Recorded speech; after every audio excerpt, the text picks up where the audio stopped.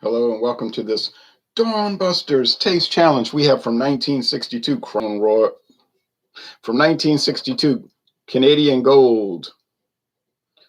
Canadian Gold. I have never found Canadian Silver or the Bronze, but this is Canadian Gold, age 3 years, 80 proof, 40% alcohol, bottled in New Jersey, Scobeyville, New Jersey by Laird Company.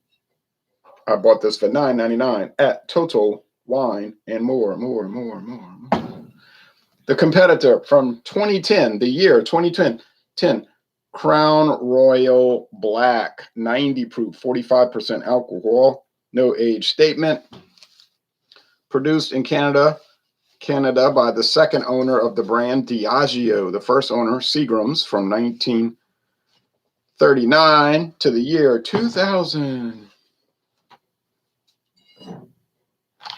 It was Seagram's Crown Royal, and you might find old bottles maybe at an estate sale or some bottle shop that might have bottles from years ago, and it would say Seagram's Crown Royal. But no, now it's just Crown Royal, and it's Diageo. And 10 years after Diageo purchased the Crown Royal distillery and assets, they introduced the full-bodied, darker Crown Royal Black. Why it's got to be black.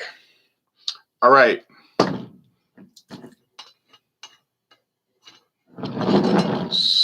So,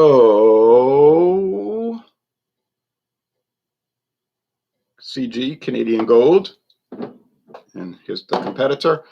And so we got Canadian Gold for me and me to taste and to watch. All right, so it's cheaper by the ounce if you buy the handle bottle at Total Wine and More, but I didn't want a whole handle bottle. I figured $7.50 would be enough. Pour too much. I'll be right back, because I definitely don't want that much. Oh, no, not in a tasting. No.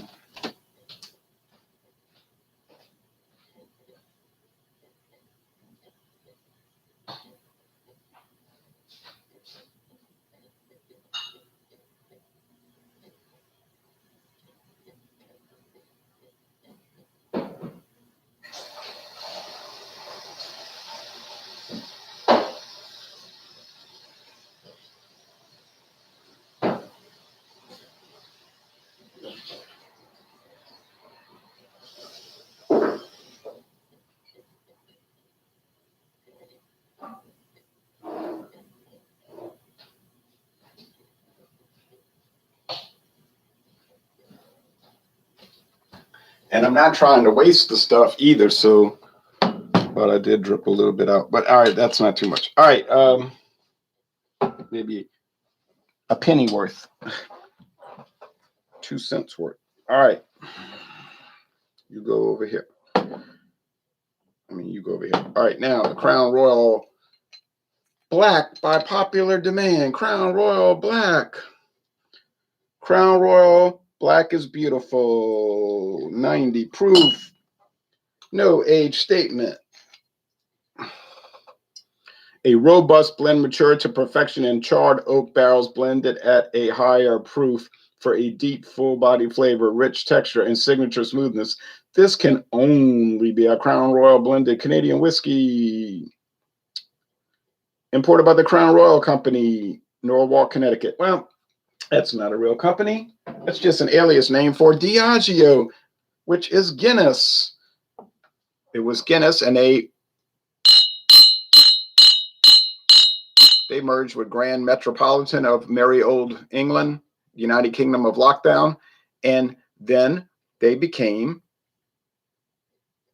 instead of Guinness Metropolitan, they changed the name to Diageo, which I notice a lot of people that do videos have trouble pronouncing that word. They call it Diego and everything else. There's your dark mahogany. There we go. And there's your gold. It is gold. I guess they call it Canadian Gold because it's gold colored. You say you can't say colored. I mean, it's a whiskey of gold. A whiskey of gold color. I have to. It's a whiskey of gold color. not a gold colored whiskey. I mean, enough's enough. All right. Now, could these products have caramel coloring? Could they be colored whiskey? Oh, caught myself again. They're not colored whiskey. Whiskeys of color. Could they be whiskeys of color? They could be, because Canadian whiskey is allowed to have caramel color added. It's not required, but it's oftentimes done. It's not allowed under the law of the United States. If you read the Tax and Trade Bureau website, it says color X, not allowed. But there's one little very important qualifying arrangement. Canadian whiskey is not imported under the laws of the United States. If you read the Tax and Trade Bureau website, it says imported under the laws of Canada. So their law takes precedence. Their requirements take precedence. Same thing with Scotch whiskey. Not allowed to have coloring under U.S. law. But it's imported under the law of the United Kingdom of Great Britain and Northern Ireland. So you see, that's how that works. Now, is it reciprocal? Are American whiskeys imported and exported to Canada and the United Kingdom of Great Britain and Northern Ireland under our laws? I don't know. So that's how you could solve all this trade trouble. You know, you hear people talk about, oh, we must have free trade. We must have free trade. And then, oh, we must have restrictive trade, tariffs, and all of this. We're going to crack down, oh boy. Now, you say, well, you ought to be the president. I should be the president, and I would take the job, and I ain't saying I would be the best president ever, but I'd be one of the top 5, no doubt. I really believe that. I'm confident. I'm not being arrogant. I just think I'd be one of the top 5. Why? Because I'm so brilliant? No, but because I have good policy positions, you see. So when you have the good policy positions, when you have a good program, then you'll have a good presidency. And all you'd have to do, you get out of the World Trade Organization, which is totally useless.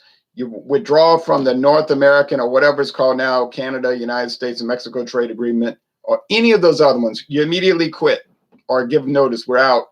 Whatever the agreement is, you have to give notice, and then you can pull out by then. You saw how hard it was for Great Britain to pull out of the European Union. That was like the Hotel California. You could check out anytime you wanted, but you could never leave. And people were warning, people warned Great Britain back in 1973, don't join that. It's a tar baby, you'll never extricate yourself. Oh, don't be so negative. Then later they were like, wow, this really is an entanglement. But the way you solve all those trade problems is you sign simply what's the word? I can't remember the word for it. Binary one-on-one, trade agreements between 2 countries. Bilateral. Easy to do. Sign a bilateral trade agreement with any country in the world that wants to trade with you, which would probably be every country in the world. You say, what if they have a totalitarian government like North Korea or Cuba? Don't matter. It's not our problem. You be a non-interventionist. If you're a non-interventionist, you sign it anyway. That'll probably help undermine their totalitarian regime anyway, free trade, you see. And you say, look, you could sell any of your products over here.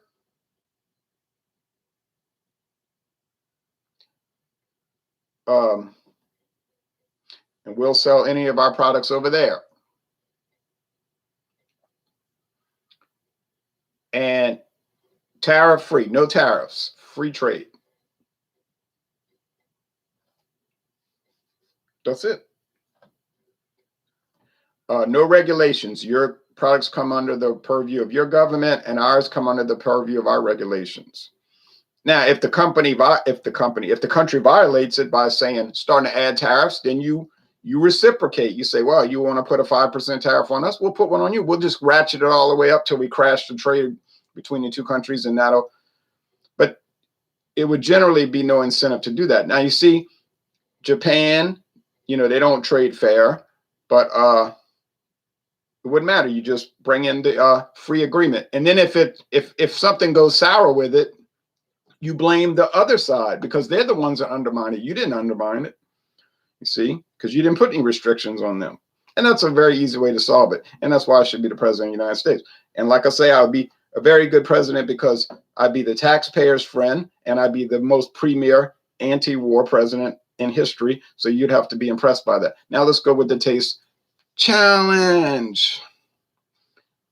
You say, wow, you go from doing whiskey taste challenges at dawn to being the president of the United States. It might seem crazy, but I would do it. I would do it for me and for you. No, I would not donate the salary to charity because I would need the money. I don't have a big income or anything like that.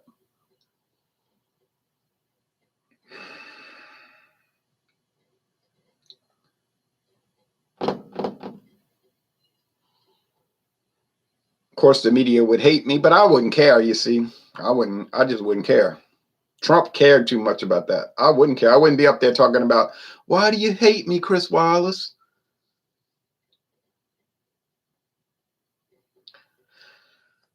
I wouldn't say any of that. I'd say, well, I know you hate me because you hate good policies. And I would dress them down and show them why they were wrong, you see. I think in this case, the Crown Royal Black should show out. All right. Higher proof. You won't smell the darker, you won't smell dark. But I think it's got more charred oak application to it, so it should shine out. But tell you the truth, Crown Royal Black has been a problem for me. It hadn't been as easy as you think. You think it'd be a sure shot like Beastie Boys. You think it'd be a sure shot, but it ain't. I mean, it isn't. I would be the president of the United States, not the president of English usage. Murmur, wink, wink, nudge, nudge, say no more. Murmur, murmur, murmur. But this smells like Crown Royal Black because you get the dark. When I mean dark, I mean the roasted charred oak. Although there's some sweet honey kind of strange thing going on over here. Well, I have to be honest. I mean, I don't have to be. I could be a lying liar who lies, but I want to be honest. I really on the nose can't quite tell them apart. I'm not as confident on the nose, so it is a taste challenge. So let's taste.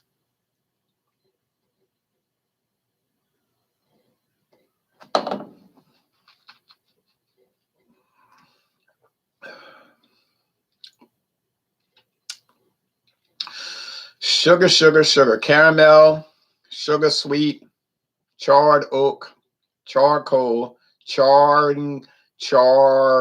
charredness, robust, like they say on the website. Is it better than regular Crown Royal? Oh, yes. Is it more expensive than regular Crown Royal? Oh, yes. Is it worth it? Yes. So Crown Royal run you about 23 a bottle. The black run you about 30. You want more, you got to pay more sometimes, you got to step it up. Got to step it up. All right.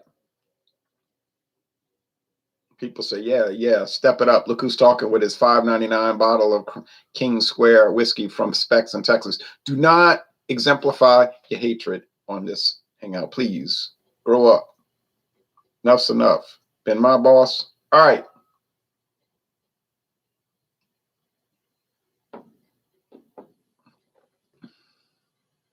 Yeah. You're just tall. That's all.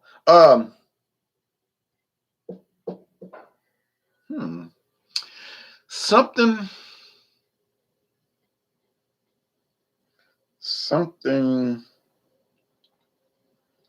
strange about it. I'll never be able to figure it out. It isn't a nut oil. It isn't the almond extract, as John Anile has coined the phrase. But there's something fermented, like Duncan Hines. I've said this with Genesee cream ale. You remember that Duncan Hines cream cheese frosting. And every time I've said that to people doing duos with me, they'll say, "You're right. You're right. It is that." It's bizarre. But there's some candy, weird, strange, fermented oddness with this. Now, did I notice that in the previous 3 tastings with Canadian Gold? No. Nope, nope, nope, nope, nope. But that doesn't matter because I've said this before, during, and after. I've said that if you take whiskey A and you taste it against B, it'll taste a certain way. Then, or solo, and then B, and then C, and then D, then E, then F. Every time you do it, it'll taste different. Each whiskey brings out different characters in the control group. And I don't know why. I don't know why. How do you think it feels? All right. When you've been up for 5 days straight. Listen, babe. How do you think it feels? Okay,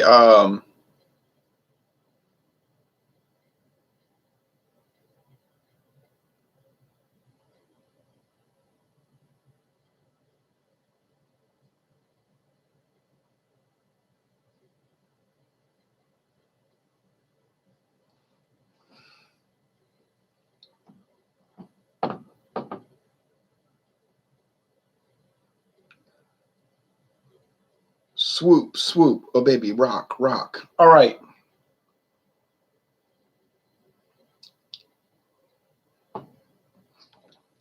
The mountains boulder after you.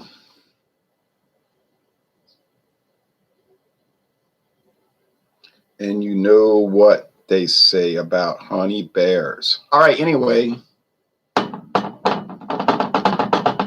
I got it so nailed. I got it so nailed.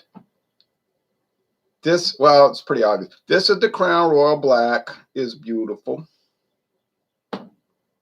Black in the New York Groove. Blackie Lawless. And that is the Canadian Gold.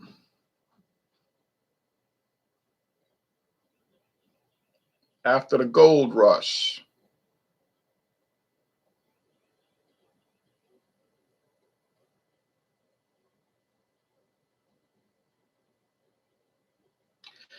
Hey, hey, Cripple Creek Ferry.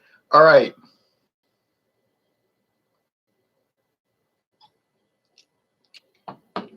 That's the black. The sun is turning black.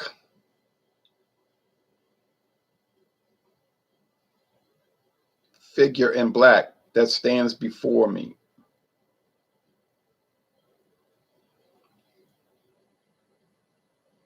These things he says are true. We're all humanary stew if we don't pledge allegiance to the Black Widow. All right. And this is the gold. After the gold rush. This is the gold. This is the gold. Now, which one tastes better? Oh, why you gotta be like that? All right. Curtis Schizo Champagne says, would you ever taste test the Old Smoky whiskey if you were to acquire a jar? That stuff has the strongest aroma of fresh corn I've ever smelled in a whiskey. I might try it. Might test it, but I got so much backlog, I doubt I'll ever do it. All right.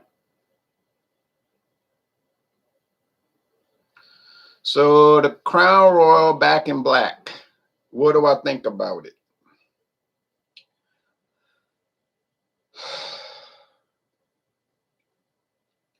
I like it.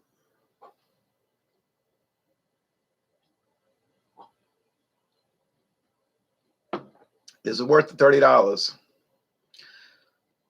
It's really similar in some way. It is similar. No, it's not really. It's similar in some ways to the Canadian Club 12-year age that John and Nilly gave me thinking John and Nilly. But it's higher proof, and you can feel the burn. You can feel the burn, like Deep Purple would say, burn. They would also say mountain high, valley low. All right. Anyway. I want it. I need it.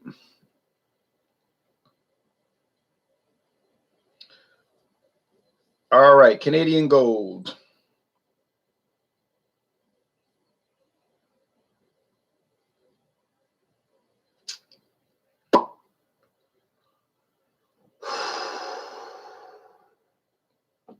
I like it. Actually, I like it a lot. And I think it's underrated, but it's not really underrated. It's underknown. You know what I'm saying? No one knows about it. How is it underrated, really? Uh, it's so obscure. It's like Baron von Tolbooth and the Chrome Nun. It's so obscure.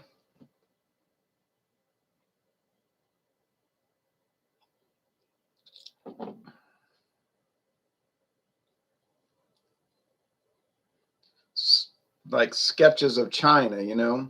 I knew him. Rode his horse across the breadth of China. All right,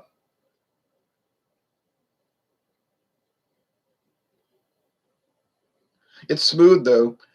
Honestly, all kidding aside, the Canadian Gold is smooth, nice, pleasant, enjoyable, mild, mellow, and easygoing. Is it worth $9.99? Certainly worth $9.99. Is the Crown Royal Black better than it? Well, it's really kind of an unfair taste challenge in a way. Maybe I shouldn't have done this one because it's 90 proof versus 80. It's no age statement versus 3 year. And of course, it could be 3 year age Crown Royal Black, but it doesn't taste like it's 3 year age. Really, it tastes older. It's a dark versus a gold, and so forth. Charred, heavy charred oak versus light char. They both have their own type of sweetness, but it's a different type. This is more of a brown, dark brown sugar sweetness. This is more like a very light brown sugar and a honey note. A honey note. Honey, honey, honey, honey. Uh,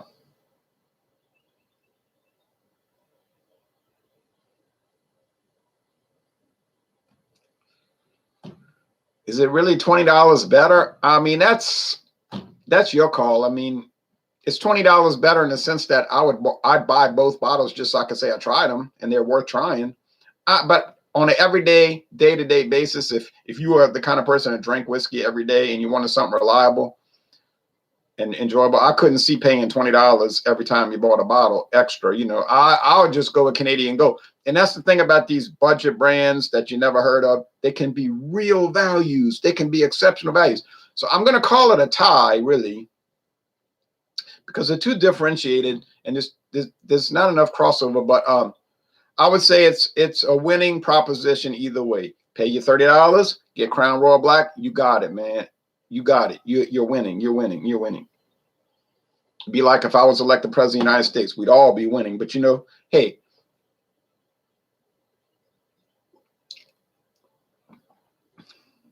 the gold, it is starting to evidence more of that white rum, walnut oil flavor that you get with the Sazerac. It's not as Sazeracian as those, but it's enjoyable. So it's going to say CG. Yeah, CG. So it wasn't really, I said this last night when we were doing Fandango Friday. It's not going to really be a taste challenge. It'd be more like a taste exploration because it's too differentiated, but still enjoyable. I'm going to go watch the news now. Beer Hound said, just typed in beer review and search bar. You go way back, Ron. Back to November 2010. November. I'm old. I'm as old as Crown Royal Black. Monka S's Saturday morning. I'll drink to that. Yep. Saturday morning is all right for fighting. All right. Thanks for watching this video production. And remember, it's a tie.